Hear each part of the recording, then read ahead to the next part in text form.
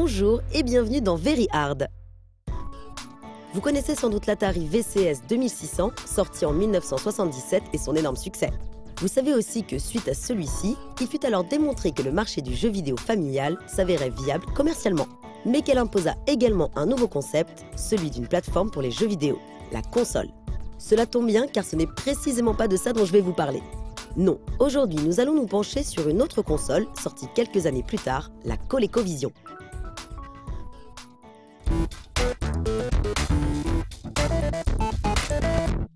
Suite au mini-crash des consoles Pong en 1977, le marché du jeu vidéo familial vit débarquer l'Atari VCS. Renommé par la suite Atari 2600, son accueil fut plutôt mitigé lors de sa sortie.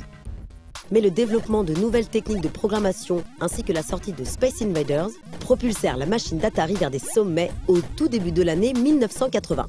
Et ce, malgré la sortie quasi simultanée de sa première grosse concurrente, l'Intellivision. Plus puissante au niveau graphique, la console de Mattel permettait d'afficher plus d'éléments à l'écran, avec une plus grande finesse et des sprites gérés en hardware. Sa résolution culminait, elle, à 159 par 192 pixels. Ce fut aussi la première console à posséder un chip sonore dédié, le célèbre AY3-8910 de General Instrument. Du côté de l'Atari 2600, les développements d'éditeurs tiers s'intensifièrent dès 1980 suite à l'affaire Activision. Les contraintes de cette console et les techniques qui en découlèrent allaient s'avérer primordiales pour l'évolution du jeu vidéo, car ce fut en grande partie grâce à celle-ci et au retour des programmeurs que le futur des processeurs graphiques fut déterminé. En 1982, deux importants concurrents arrivèrent sur le marché des consoles, la Vectrex et la ColecoVision. La première fut la toute première console à posséder un écran intégré et des graphismes vectoriels, un cas unique dans l'histoire du jeu vidéo. La seconde, monstre de technologie, marqua le passage à une autre génération de machines 8 bits. Une situation inespérée en 1982 pour Coleco, compagnie à l'origine spécialisée dans la confection de cuir et alors en grande difficulté financière.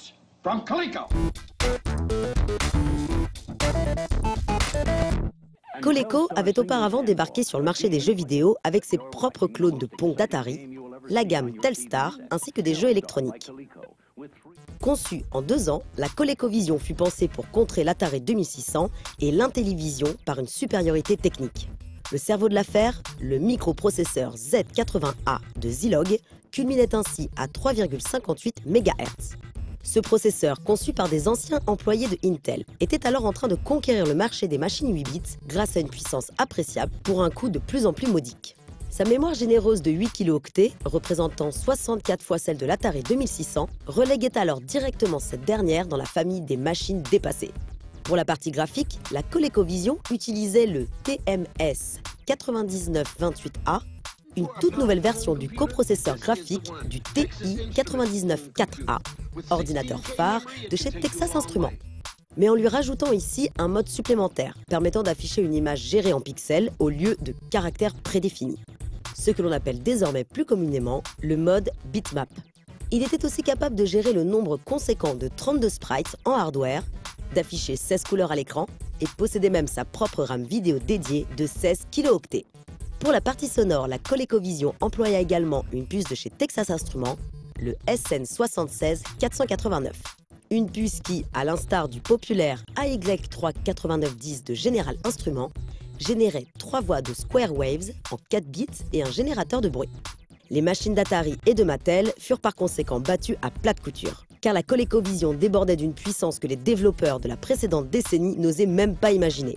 Ce fut ainsi qu'à cette époque naquit une expression longtemps employée dans le monde du jeu vidéo, celle de l'arcade à la maison.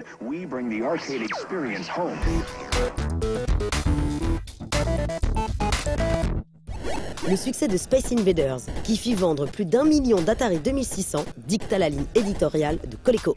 Il leur fallait désormais obtenir les meilleurs jeux d'arcade. Mais s'ils en avaient la possibilité technique, obtenir ces titres était une toute autre histoire. Car Atari étant le principal producteur de jeux d'arcade, l'entreprise s'annonçait donc des plus compliquées. Une situation qui amena un des représentants de Coleco à rendre visite au président de Nintendo, Yamauchi Hiroshi. Et ce, afin de racheter la licence d'un jeu qui commençait alors à rencontrer un énorme succès en arcade, Donkey Kong. Ce fut ainsi que Coleco, au bord de la faillite, parvint à damer le pion d'Atari et Mattel en se dotant d'une arme redoutable pour son lancement. Dans les faits, En août 1982, la ColecoVision arriva sur le marché à un prix de 175 $, soit 35 $ de moins que l'Intellivision et 75 $ de plus que la 2600. Elle était dotée à la base d'une ludothèque de 12 jeux, mais ce fut bel et bien la cartouche Donkey Kong placée en bundle qui propulsa cette toute nouvelle console. Car cette adaptation s'avérait alors époustouflante et parvint à convaincre un bon nombre de joueurs. 550 000 exemplaires de la ColecoVision furent ainsi vendus en quelques semaines. Noël 1982 s'avéra être en particulier une excellente période pour Coleco et pour sa console devenue un produit phare. Elle atteignit assez rapidement le million d'unités vendues et fut surnommée par les financiers de l'époque The Third Wave. Les possibilités techniques, notamment en nombre de sprites affichables à l'écran, permirent par la suite de nombreuses adaptations de jeux d'arcade impressionnantes pour une console de salon. On peut notamment citer Zaxxon de Sega comme un parfait exemple de sa puissance. Un exemple auquel s'ajoutent Congo Bongo et Turbo, du même éditeur, Defender, Sliver, Ladybug, Spy Hunter, Jungle Hunt, Time Pilot, Q-Birds, Antarctic Adventure ou encore Star Wars The Arcade Game. Parmi les jeux originaux, on y trouvait les Schtroumpfs, Hero, Beam Rider, Wargames. Ce fut au total plus de 145 jeux qui sortirent entre 1982 et 1984. Mais la ColecoVision fut aussi connue pour être une des consoles les plus généreuses en extensions et périphériques en tout genre.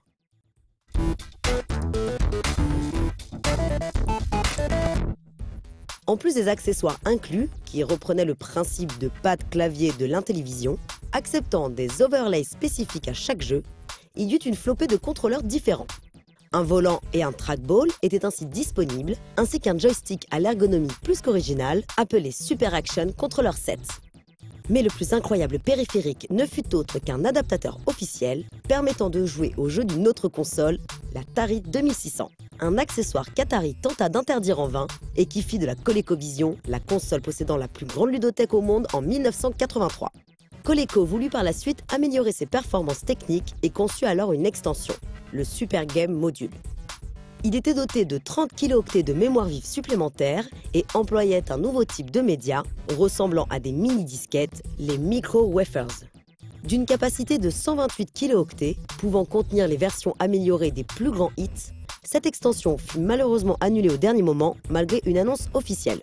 Néanmoins, cette extension servit de base à un autre projet de Coleco, celui d'un micro-ordinateur, l'Adam.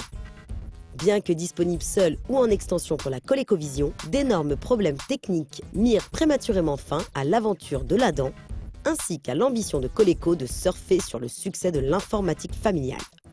Mais ce fut surtout le crash du jeu vidéo nord-américain en fin d'année 1983 et au début de 1984 qui mit un violent coup d'arrêt aux ventes de Coleco. Une situation qui amena la compagnie à cesser toute production en octobre 1985.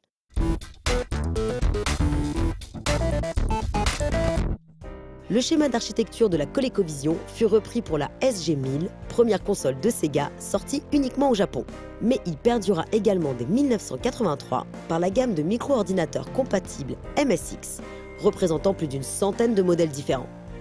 La ColecoVision reste encore importante aujourd'hui car elle marqua le passage de l'abstrait au figuratif dans le graphisme des jeux vidéo. Les Realistic Graphics et autres High Resolution Graphics qui caractérisaient les pubs de cette époque en témoignent parfaitement. Au point même que Nintendo l'a pris comme référence pour concevoir la Famicom. Mais ça, c'est une autre histoire.